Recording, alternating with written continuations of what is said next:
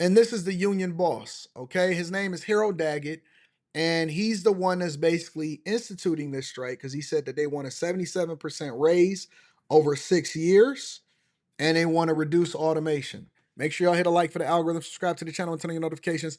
I'm going to scrub this towards a little bit further towards the middle slash end so you can see exactly what he's trying to talk about. All right. Let me fast forward this a little bit. Kind of talk like a mobster, to be honest with you. To the electric, and he was fried to death. Wife, 4 kids. Let me back. Since 1967, elements of technology that have been good for the industry. Technology that's been good for the industry. You got on them Cardis too. That's a tough one because I got to be careful because I'm against automation. Semi-automation is automation. It's just the back avenue had to come in and give you automation without you knowing it. But certain technology, yes, is good because computers, we get more work done with computers. We have doubled the cargo. We have, if you look now, we have ships that are being built by these companies. Check this out. That whole 22,000 containers. It's a floating city. They had to take the Bayonne Bridge and raise it way up here so the ships could go under it to get in here to unload them. 22,000 containers. That's a lot. It's amazing how we came from the first ship with just a small amount of containers, 25, 50 boxes on them. So look at the future now. Look at the future in money. They went from millions of dollars to billions and billions of dollars. So the world is going by real quick. Is it safe to say that you're not against technology for efficiencies, but you're person first, people first, like protecting jobs and families while embracing technology to keep the workflow efficient? Let me explain a little bit about this. The first cranes that went up with diesel engines up there. As time went on, they got rid of diesel. Today, it's electric. The jobs on the waterfront are very dangerous. Just 2 years ago, one of my mechanics fell into the electric and he was fried to death. Wife, 4 kids. Happens all the time on the piers. People getting killed. There was a woman checker. She was checking the boxes when a guy had a high-low with 2 stacks of steel. He should have been riding in reverse. He was looking through the bundles, knocked her down. He didn't even see her, dragged her under the high-low in front of her son, ripped her apart and killed her. It happens. It happens down here all the time. I had 2 guys killed right in front of me. It happened. We have a group in our local 1804 Dead called the Lashes. The most dangerous job on the waterfront. When they put the containers on top of the hatch covers, all the way up high, you see them in the container ship, they gotta be all lashed down in case the storm and the seas are real rough. The ship is doing this and this. If they're not lashed down right, those containers are gonna go over into the ocean and sink. Millions of dollars of cargo sunk. So what? My men gotta go out there, it's 0 degrees, there's ice on top of the container, it's freezing, with metal bars and hooks, safety lines on them, way up high, and they gotta put them down tight, get up on the box, slide on the ice up on top. Completely dangerous. That's in the north. In the south, it could be 95, 105 degrees. Soaking wet down there. They got a guy that goes around, they call him the water boy, giving water to the men so they don't dehydrate. Or the ones that work in the hull of the ship, they get water. It's different elements. You have us here in the north, Canada, you have from Virginia down, all the way to Houston, hot. Florida, everything's hot. Different elements. Dangerous job. We've had 17 people killed in the last 3 years. That's 17 people that didn't come home. We just had a kid killed in Houston. Young kid, a big roll of paper, weighed a ton, rolled off on top of him, killed him. That's why I fight. I fight for jurisdiction, I fight for safety. I fight for these to be compensated with good salaries. These companies are making billions of dollars. They should take us along. We brought them to where they are. Now they want to get rid of us? That's not fair. Not fair at all. And this union's been around close to 200 years. So you can see why I'm always fighting. Why do you think? Yeah. But is that not a case for automation? Because on one hand, I understand the union, and the union is saying, "Well, I'm fighting for my members because I think that they should get paid more." Fair enough. Fair enough. But in order for you to get paid more, it's two things that have to happen. We have to have better safety, and we got to be more efficient because we have to be able to justify the wages. Otherwise, we got to pass that cost over to the consumers, and we got to pass it over to whoever it is that's shipping containers here. And obviously, that's where prices raise and inflation goes up because we got to pay y'all more. We got more deaths. We got all of this stuff. So, in order for us to reduce that, you have to be able to have a better safety plan, which is and advocate for automation. And then you also have to make sure that you can pay these people by allowing for them to do things more efficiently. And you got to be able to get more cargo in because you got to justify the costs. So, in a sense, I understand what he's saying because he's saying, listen, these jobs are dangerous. But he's also speaking to where it seems like he's advocating for automation, but he's not because he doesn't want to actually reduce the amount of workers, which reduce the amount of revenue that the union is taking in. You see what I'm saying? So it's kind of a catch 22. You haven't had to strike since then. Because you had leaders like me, and the companies got smart and said, we don't want to go through another 3 months strike. Let's negotiate in good faith. Back then, the companies didn't make the money that we make today.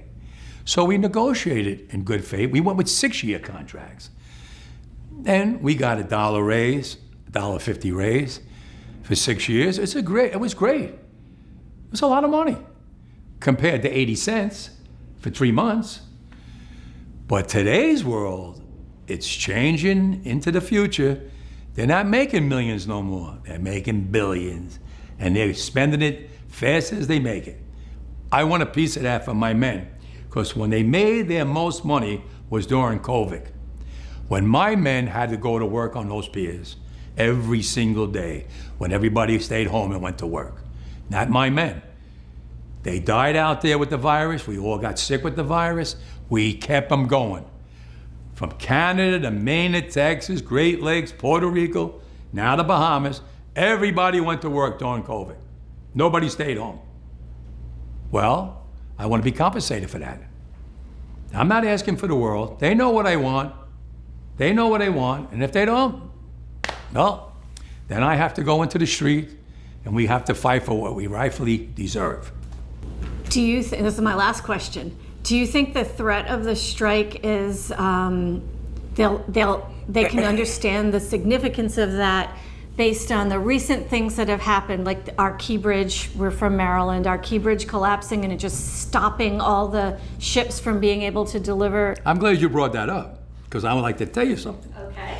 When that bridge fell, my longshoremen are on this side of the bridge, no work, no salaries. Biden called me up on the phone, President Biden. Harold, I got the money. I didn't know about this part. I didn't scrub through the whole thing because I don't have time to scrub through every single thing that we talk about. I just so happened to stumble upon this conversation with Biden. Okay, so wait a minute. Last segment, Biden had basically tweeted, or somebody on his behalf, it's under his name. So Biden tweeted and said he's staying with the workers. He's now talking about, remember when that bridge fell in Baltimore? And he's talking about the port and he's saying that his longshoremen that was on the other side, they didn't have no work, they didn't have no money, they wasn't making no money as a result of it. Now he's bringing Biden into it. All right, let me rewind this a little bit because I want to get the whole thing. Biden called me up on the phone, President Biden. Harold, I got the money to build a new bridge. I go, oh. What about my longshoremen? They're out of work now. They didn't cause no problem. Well, he goes, I got the money for building a new bridge and getting the bridge that's in the water out of there. I ask you one more time, President, what about the men whose families now have no money coming in? Well, if there was an explosion on a ship, maybe I can get the money. Listen, you're supposed to be a friend of the ILA. You came to me. You supposed to be a friend to the ILA. That's the name of the union. You scratch my back, I scratch yours. Come on now. See, this is the part that we never get. I'm actually starting to like this guy because at the very least, he's just telling it like it is from his view and his perspective. I may not necessarily agree with everything that he says, A lot of people may not necessarily like him because they mad that the ports are shutting down and their life is going to be affected.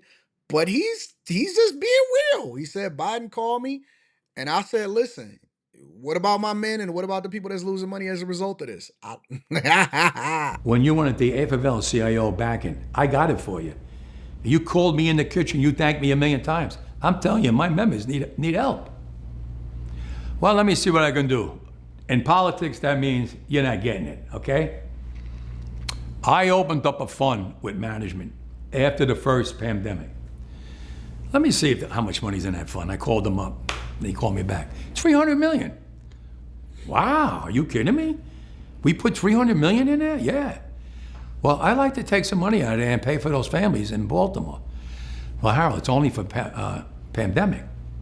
Well, what about we get your lawyers and my lawyers, and any disaster, nature disaster, whatever, we can draw from it. I have no problem as long as the lawyers work it out. They worked it out in one day.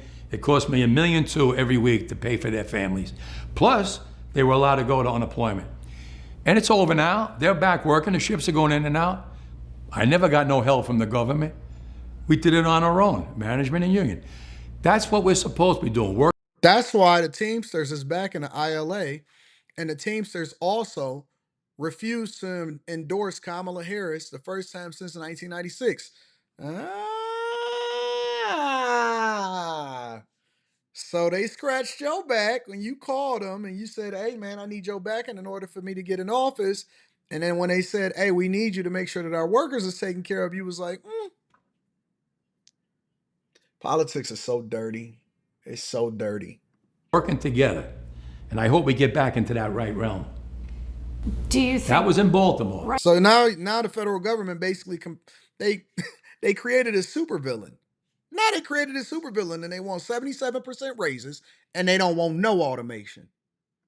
What was the question again? Well, it was just about, like, I remember, like, how significantly it impacted our businesses, like the supply chain, because I live on the Chesapeake Bay, and all the ships were just waiting on the other side. Let me explain something to you. These people today don't know what a strike is. Right. When my men hit the streets, from Maine to Texas, every single port will lock down. You know what's going to happen? I'll tell you. First week, be all over the news every night, boom, boom. Second week, guys who sell cars can't sell cars because the cars ain't coming in off the ships. They get laid off. Third week, malls start closing down. They can't get the goods from China. They can't sell clothes. They can't do this. Everything in the United States comes on a ship. They go out of business. Construction workers get laid off because the materials aren't coming in. The steel's not coming in. The lumber's not coming in. They lose their job.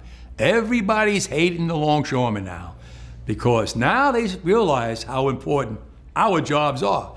Now I have the president screaming at me, I'm putting a Taft-Hartley on you. Go ahead. Taft-Hartley means I have to go back to work for 90 days. That's a cooling off period. Do you think when I go back for 90 days, those men are going to go to work on that pier? It's going to cost the company's money to pay their salaries. Well, they went from 30 moves an hour maybe to 8. They're going to be like this.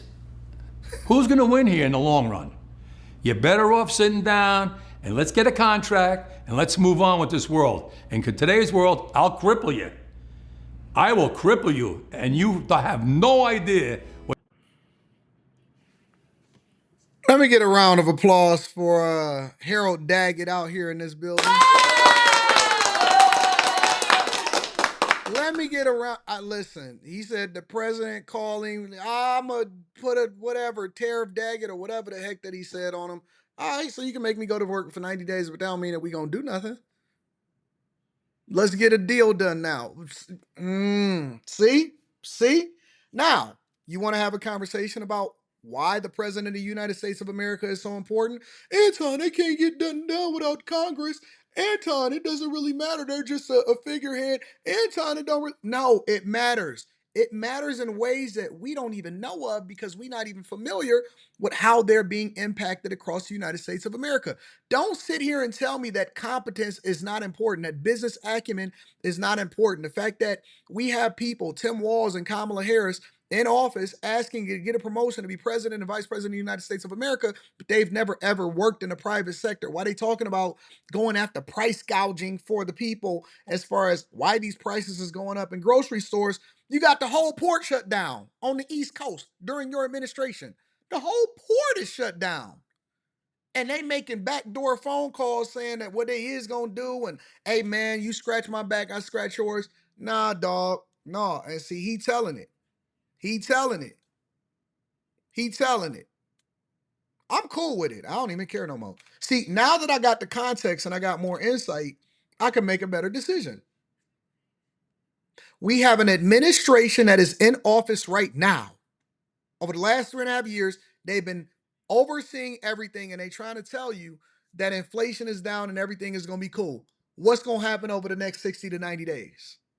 What happens if they on strike for another 2 weeks, 3 weeks, 4 weeks, 6 weeks, 10 weeks? How is that going to affect you as a consumer? And then I want you to come back and tell me that it don't really matter who you vote for president of the United States of America, because it's going to go however it's going to go anyway. Make sure y'all hit a like for the algorithm, subscribe to the channel, and turn on your notifications. This is important. And I'm glad that it came out before the election so that we can actually understand who's pulling the strings behind and who's making the phone calls, because we need people like Harold Daggett, whether you like him or not, to tell the truth and shame the devil and give us some insight on what's really happening behind the scenes.